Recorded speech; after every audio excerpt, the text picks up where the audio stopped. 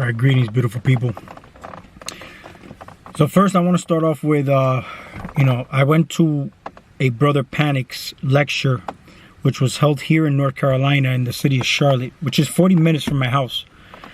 I had the choice to get the webinar or go in person. Of course, why would I not go in person? He's here in the state of North Carolina. Now, one, I wanted to see if he's a real person, because this is how I'm treating everybody, okay? And two, I wanted to feel the energy of being there in person. I wanted to feel the energy of the people that are there, or the type of people that go there.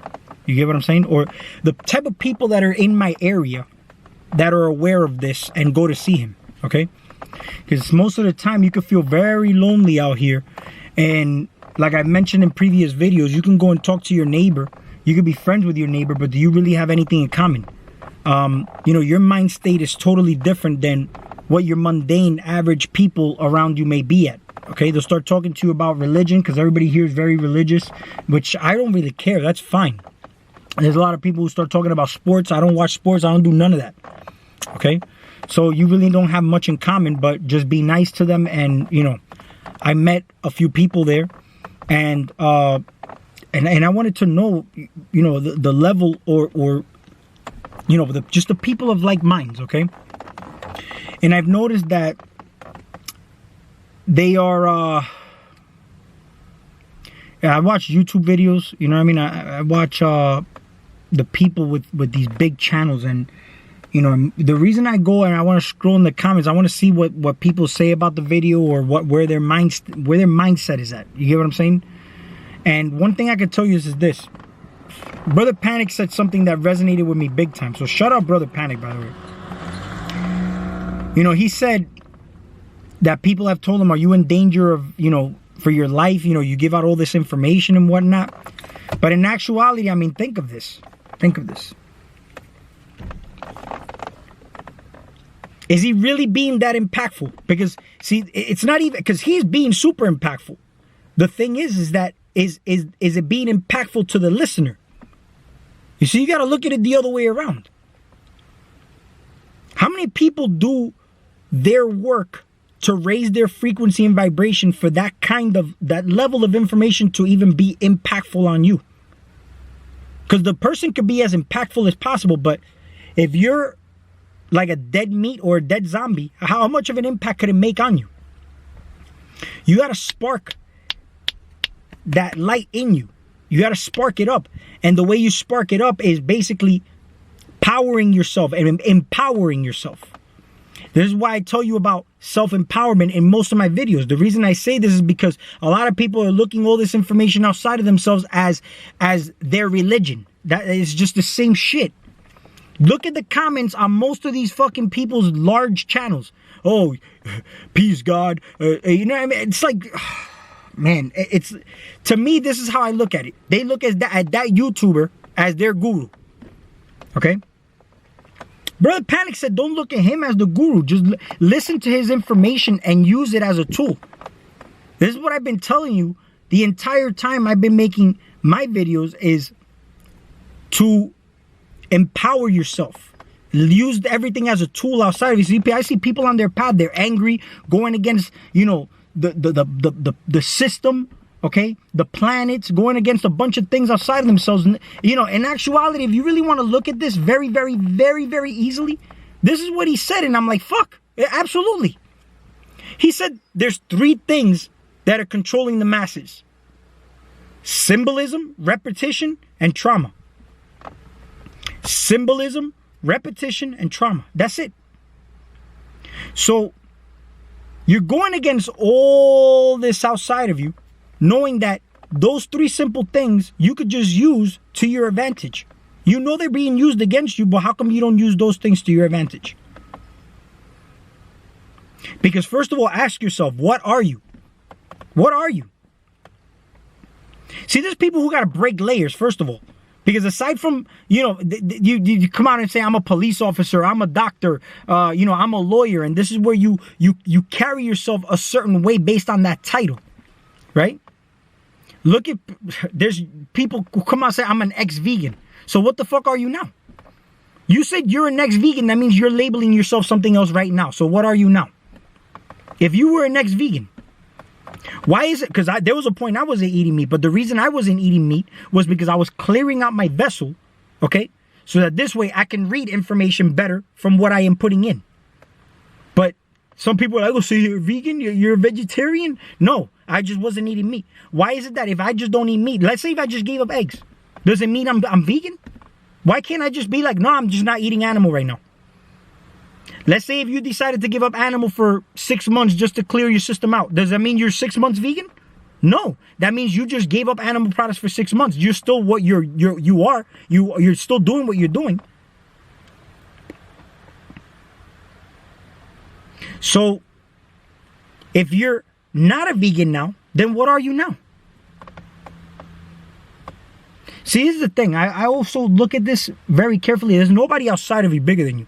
Brother Panic ain't bigger than me. Okay? See, the only reason these people seem bigger than you is because they're doing something that you're not. That's it. So what do? And empower yourself. I've mentioned this through system management when I talked about I wanted to be a manager. So what did I do? I watched what other managers were doing and learned from the mistakes they made along the way so that I can kind of bypass those things. This is part of the evolutionary process. And I evolved in my company by doing that, by watching others. Networking with certain people who are going to get you there. Who do you waste your time with on a daily basis? This is like being a spiritual businessman then. But you're managing a business, your business. All these people are extensions of you. Brother Panic was me talking through that vessel. Giving me the message. I was there for a reason. I had the opportunity to be there for a reason. It wasn't a coincidence. It was just, that's the way it was meant to be. Right? But if I knew he was coming to my town, it was up to me to say, you know what? I'm going to go and I'm going to see this lecture in person. Or I could have just been like, nah, man, I'll just get the webinar. Do you see what I'm saying? Everything is based on me. Based on you. You make the decisions.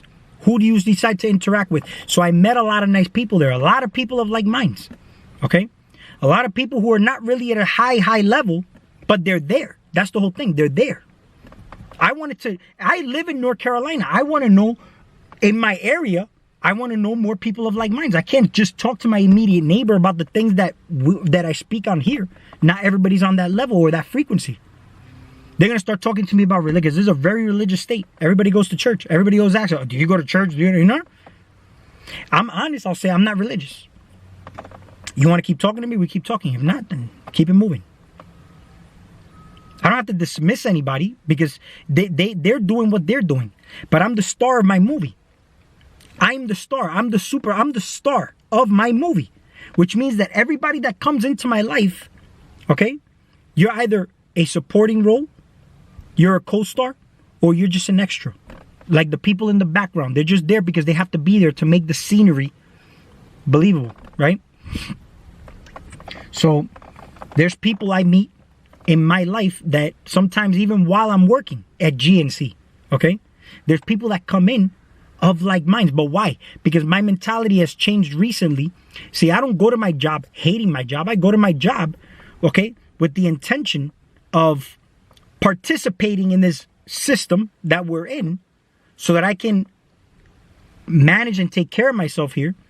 But then most of my time is going toward me and my development so that eventually it could just, my total time will be on that.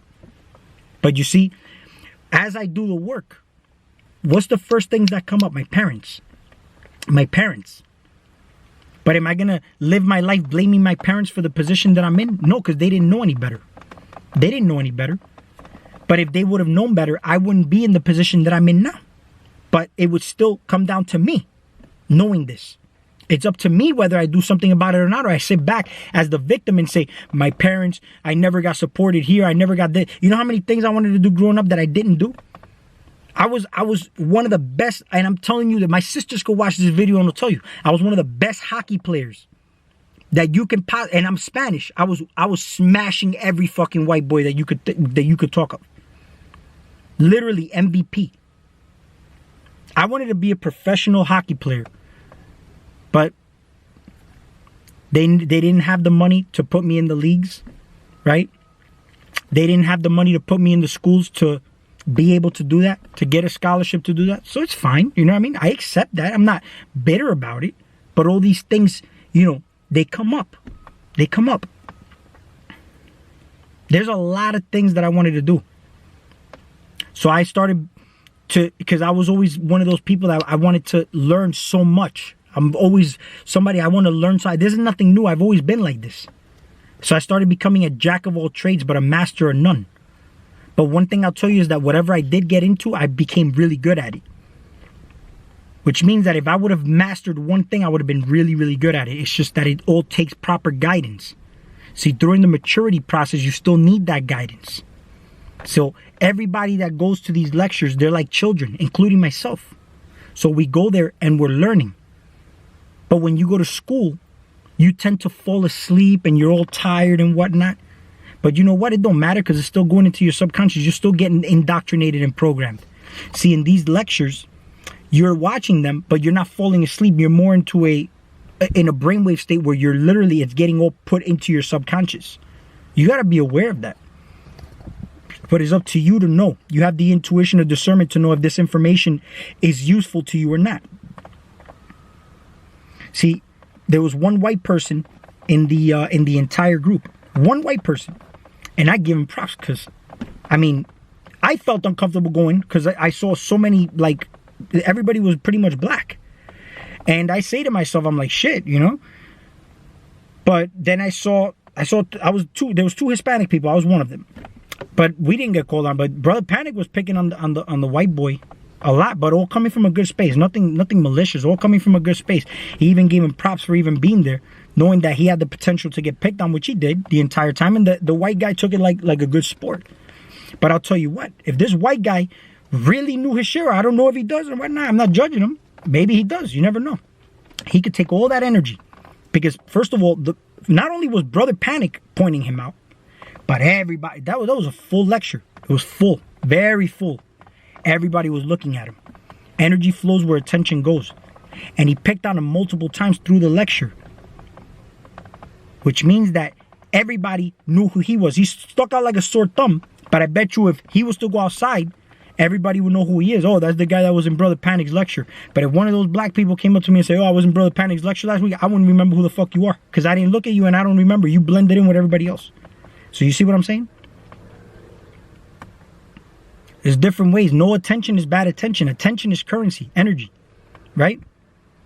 Now, everything that Brother Panic, of course, I'm paying attention to Brother Panic, but Brother Panic is giving us a lot of light, okay? Really, really, you know, Farrah, what's up? So, you know, it basically comes down to, everything's a reciprocity, okay? There's certain things that I did, you know what I mean? And let me tell you something. I felt energies. Energies were present. I felt energies. Energies to a point where your heart starts racing, your body starts to literally vibrate. It's like you confuse it for like nervousness or vibration, but it's huge. It's huge. I had a great experience. I'll tell you that much. I had a great experience. And one thing I could tell you is that everything comes down, the impact of what comes out of somebody like Brother Panic or anybody who really knows their shit is basically not how impactful Brother Panic is what kind of impact you let that make on you. Because again, it don't matter. If you're not in the frequency or vibration, okay, it's like that impact is hitting a dead zombie. The zombie is not going to react. So you got to light that light up in you. You got to light that light up. The motivation, the life, you know, this is life.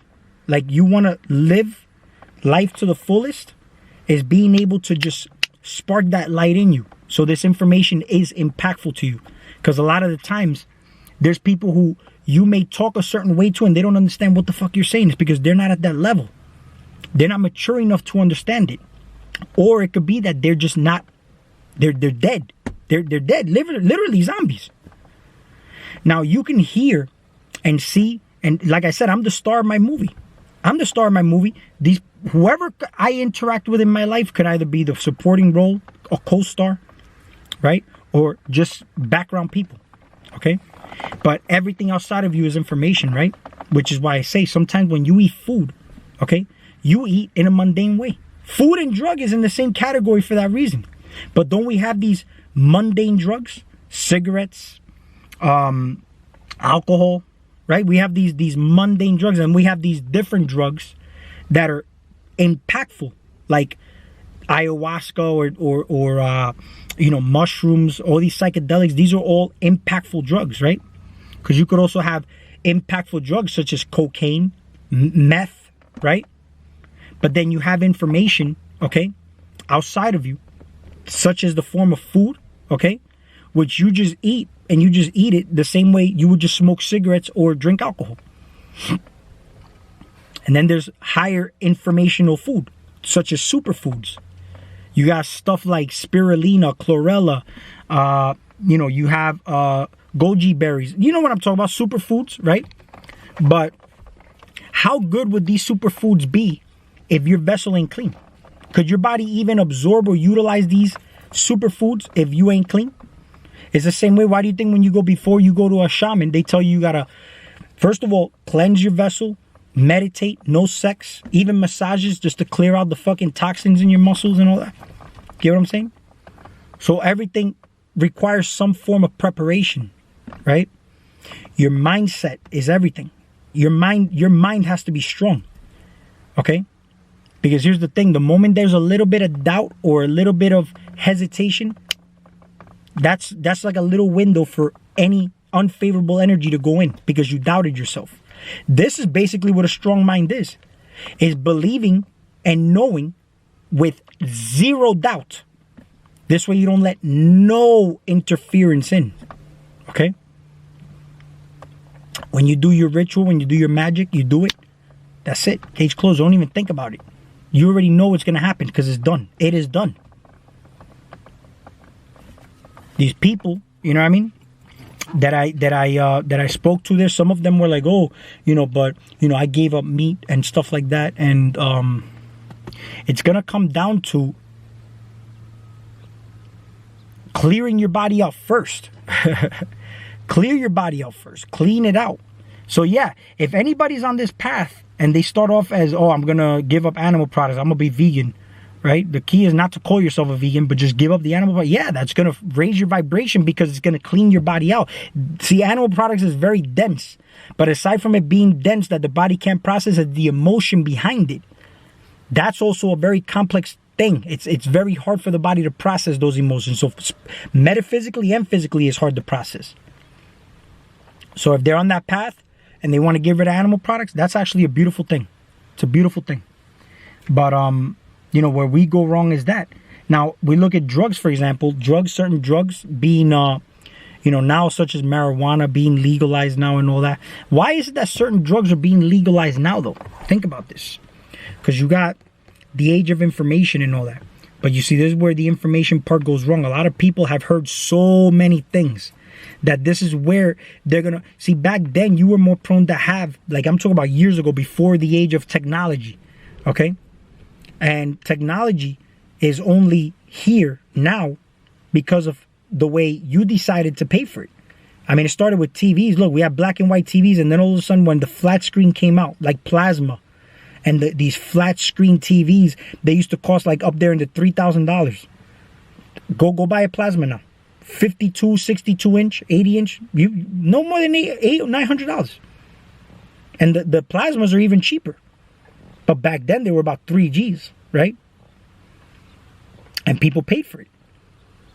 So now we got LEDs and all that.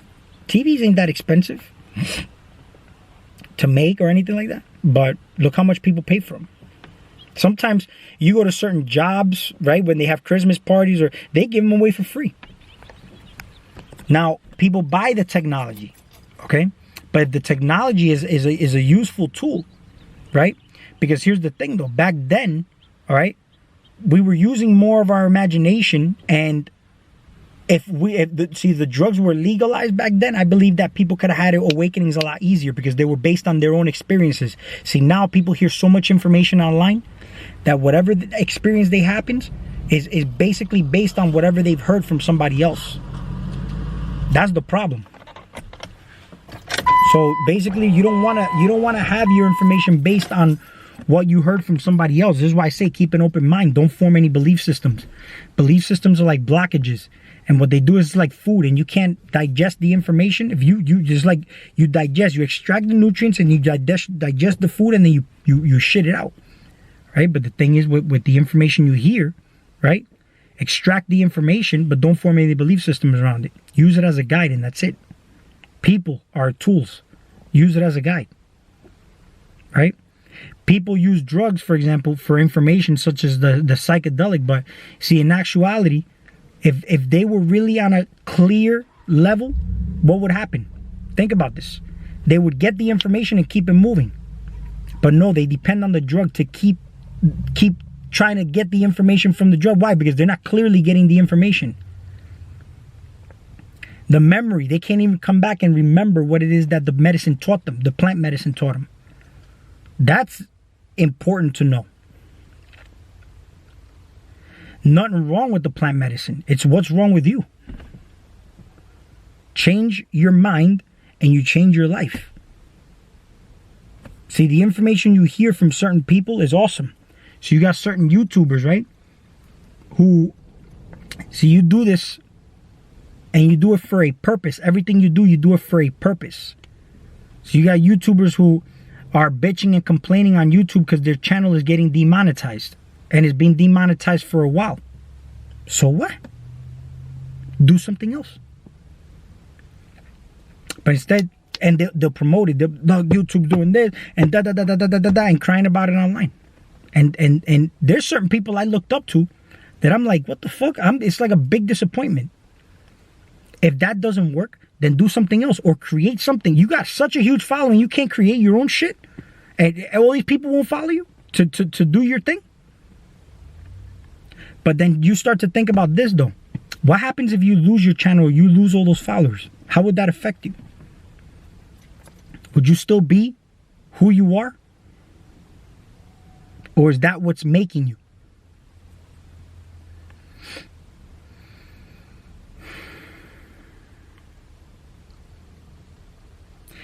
You debate online about other people's shit. You know what I mean? These things, what is it doing for anybody? It's only distracting them from doing their own thing so that they can evolve. They're paying attention to your garbage. So this is my... make sure that the time that you have, because you are basically, you are time, okay?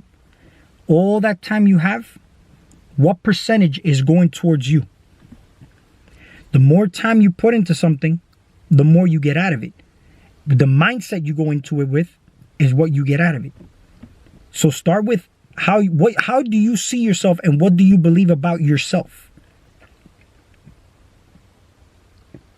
And then that's where you're going to get back.